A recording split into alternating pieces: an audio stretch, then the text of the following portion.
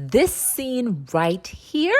I'm going to ask Lucy Smith to marry me. Can you imagine this type of pain? Woo! Welcome back to Turn the Antenna, everyone. Today, we are going to be talking about fellow travelers.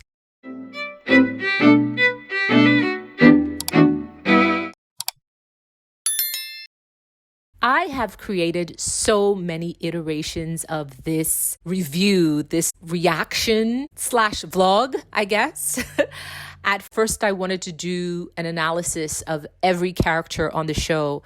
Then I wanted to break down each episode and give my reaction. I weighed, I measured, doubted, abandoned many ideas, and finally created content about this epic love story that inspired this very channel. I still find myself thinking about the characters more so than anyone. I think about Hawk, his heart hidden behind the show curtains of indifference, his many vices, his trauma, insecurities, and his regrets. I have not read the actual novel written by Thomas Malone. My thoughts are based on the TV adaptation created by Ron Nyswaner, starring Matt Bomer, Jonathan Bailey, Jelani Aladdin, Noah Ricketts, and Allison Williams. Now, before we get any further, I must say that Hawkins is the definition of toxic, a cowardice rake. Shout out to Bridgerton for that word. A rake. Tucked and suited in the drag of tradition, patriotism, and the heterosexual mores of the 1950s, 60s, 70s, and 80s.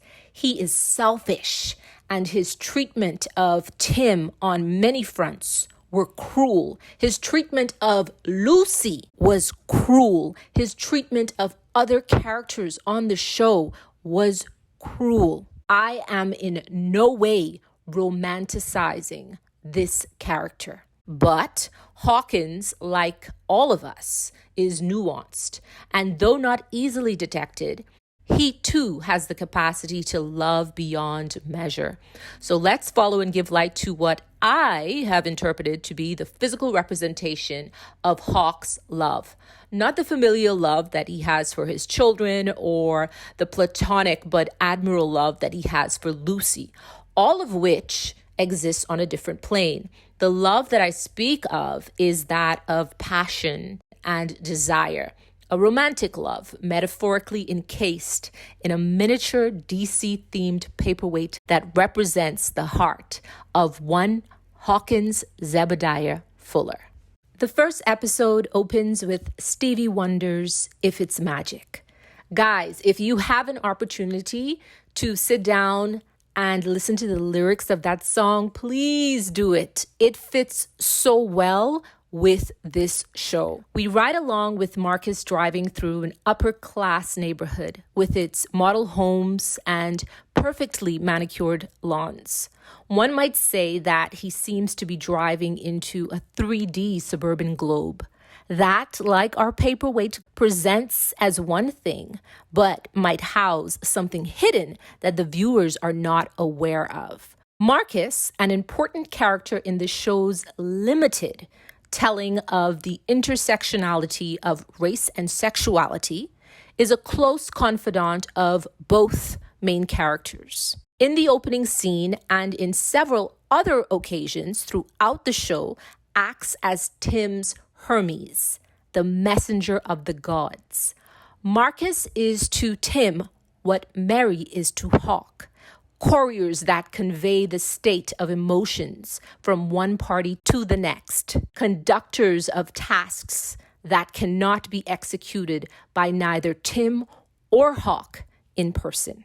Marcus gets to his destination, parks, and the camera zooms in on a small, unmarked cardboard box. Marcus grabs the inconspicuous duct-taped case, then exits the car. We are introduced to Hawk for the first time. He is in the midst of a going-away party being thrown for he and his wife Lucy as they head off for what is Hawk's lifelong dream of moving working, and retiring in Italy. There's laughter, dancing, and singing by all in attendance. Hawk and Marcus exchange awkward pleasantries, then excuse themselves to Hawk's home office. We find out that Marcus's visit is simply to deliver the small box. There is brief discussion of the overwhelming and unprecedented number of deaths resulting from the AIDS pandemic. The sender of the mysterious box is revealed to be Tim, Hawk's former lover, who too has been afflicted with AIDS. Before Marcus departs, Hawk inquires of a phone contact for Tim. Marcus informs Hawk that Tim wants to make it clear that he is not interested in any further communication whatsoever. He is not to contact him. Hawk, now alone in his study, opens the box and finds a small Washington, D.C. themed paperweight showcasing cherry blossom trees and the Thomas Jefferson Memorial Building.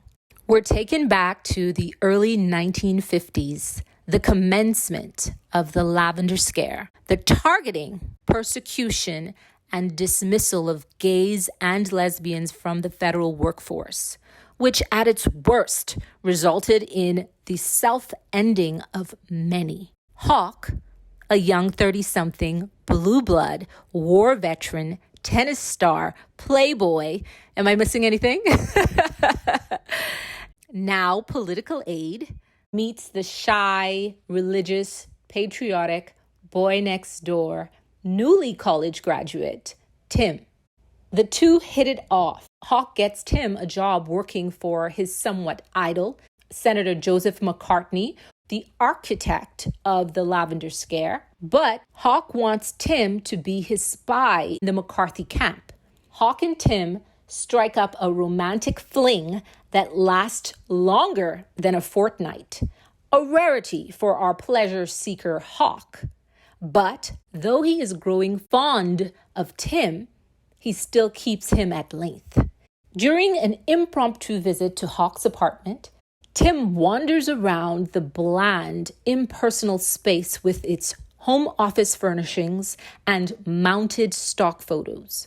While exploring the model space, he notices something on the mantel of the fireplace, a small object that does not fit with the rest of the decor, but its display is center stage. It's a paperweight. It fills the slot where one might find family portraits or trophies of great achievement. Tim takes the paperweight and further examines it under a lamp. Hawk returns from the kitchen and sees Tim with the object in hand and silently demands it back. Hawk's irritation at Tim touching and removing the weight is palpable.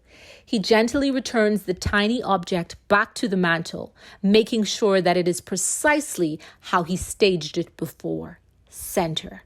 He offers no explanation of the weight's origin or story. Picking up on Hawk's agitation, Tim does not inquire about the miniature dome.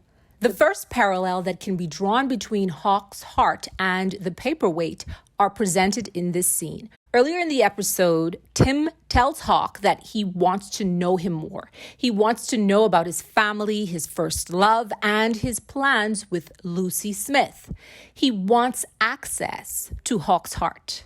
Like the paperweight, he is curious and intrigued by his new lover. But Hawk's response to Tim wanting access to his heart is the same as his reaction to Tim's curiosity and examination of the tiny dome. Do not ask, do not touch. Later on in the episode, Tim and Hawk engage in a heated argument. Tim inquires whether or not Hawk will marry Lucy. Hawk, as usual, denies him access and, as a result of Tim's attempt, informs him that their situationship is simply for a good time, nothing more. To which Tim replies, "You're the coward, not me." This would have been the perfect time for Hawk to tell Tim hey, people are being hunted. They are ending themselves. We have no choice but to go along with tradition. And so there is a chance that I might marry her or I might marry somebody else. Yes, I will be depriving myself of my true nature. I will be hiding who I am, but it is how I feel safest. That's all he had to say to Tim. That's it. And if Tim wanted to continue with a relationship, it would have been his choice. At the end of the episode, Hawk finally gives in and waits for Tim outside of his apartment. He then willingly lays his heart at Tim's feet. He tells him about the drum that beats in his chest and the paperweight on his mantle, both once belonging to his first love, Kenny, his tennis doubles partner, who he met during his teenage years.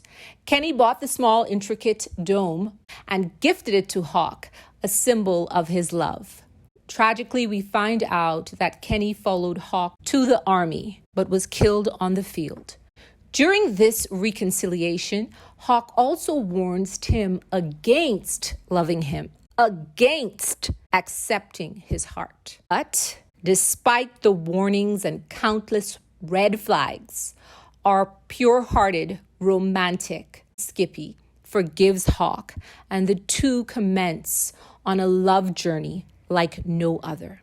Their secret romance evolves over the next few months, with both men opening up to each other even more. Though the bubble that they have built for themselves is a source of bliss and refuge, the lavender scare rages on and threatens not only their budding affections, but their very existence. With mounting pressure from the government crackdown, the M Unit's investigations, of which Hawk is now a subject, Senator Smith's not-so-subtle attempt at playing matchmaker, and his own cowardice, Hawk reluctantly begins the process of courting Lucy. We have to talk about Senator Smith and my belief that he knew that Hawkins was gay. Before I give my reasons, we have to take into consideration the prejudices of the average 1950s older male. First off, Hawk was introduced to the Smiths by Lenny, their son, who too is gay. Lenny seems to be very antisocial. He doesn't look like he have any type of friends. And all of a sudden now he's bringing this friend to us. I'm pretty sure Senator Smith, a 1950s bigot, don't forget that part, because he is a bigot when it comes to sexuality, right? Just thinking of it like that so thoroughly disgusts me. I'm pretty sure he was thinking, well, I wonder if Hawkins gay if he's hanging out with Lenny. Come on now. Come on. Secondly, Hawk is one of the most eligible bachelors in DC. He doesn't have a girlfriend or a wife in the 1950s. Third thing, which is very important, he doesn't have a relationship with his father. Fourthly, gossip.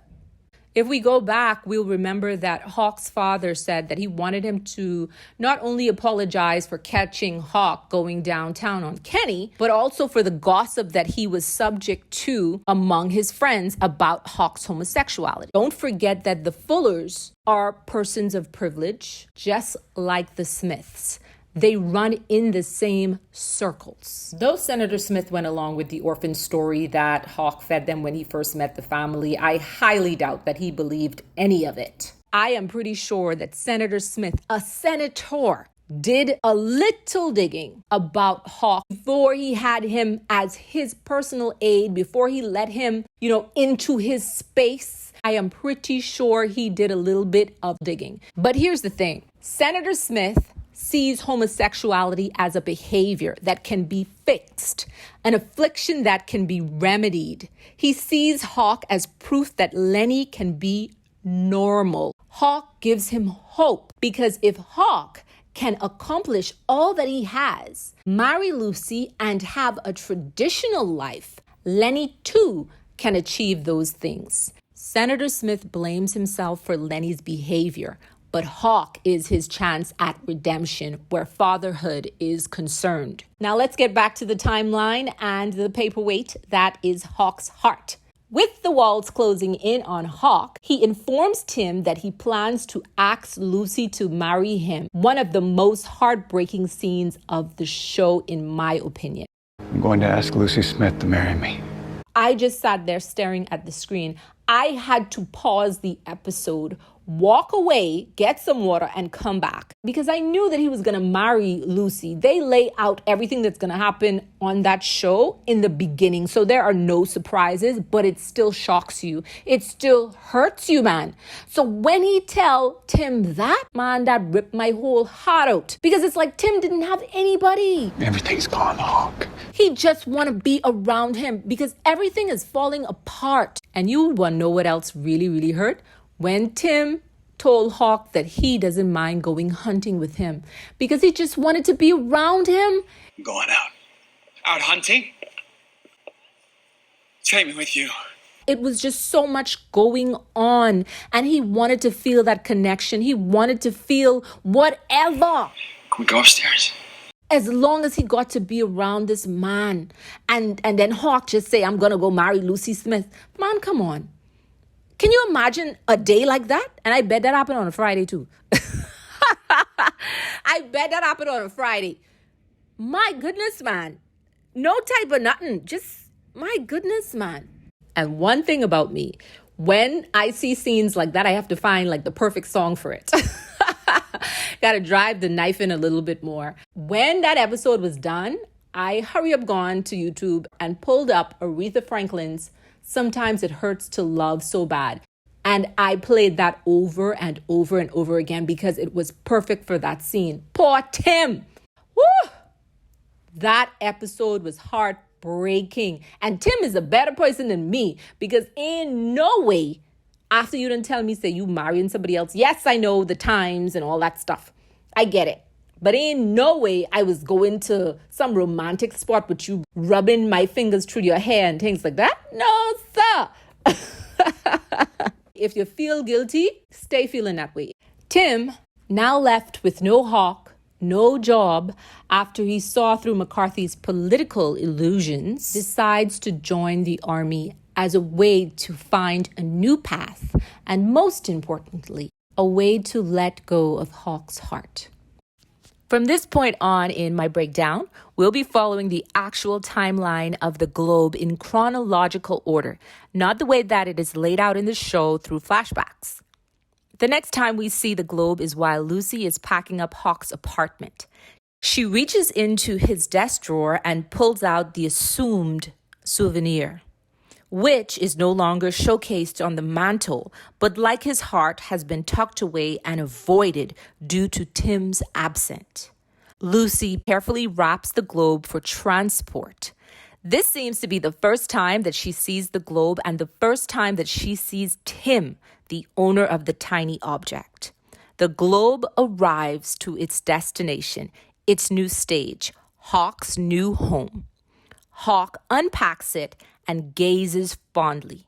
At the same time, he receives a letter from, you guessed it, Tim. The two lovers reunite, and Hawk gets Tim another government job. This scene where Tim tells Hawk he doesn't know how to thank him had me cheering for Skippy. Yay, Skippy. Hawk appeared so disappointed and so confused. He thought that they were going to hook up the very first day. Tim left DC with tears and a broken heart, desperate for Hawk's love and affection, but came back stronger and much more confident. It was so satisfying to see the look of hurt on Hawk's face and him calling after Tim as he walked away in front of everybody in that hallway would have never happened when they first met. I think they had like a rule that Tim wasn't supposed to come to his office after they started hooking up. But despite Tim's newfound strength in resisting Hawk's advances, he's lured back into Hawk's bubble of fairy tales. Side note, Hawk allowing Tim to top is a major milestone not only in their relationship but in Hawk's life. Pretty sure it's a first for Hawk.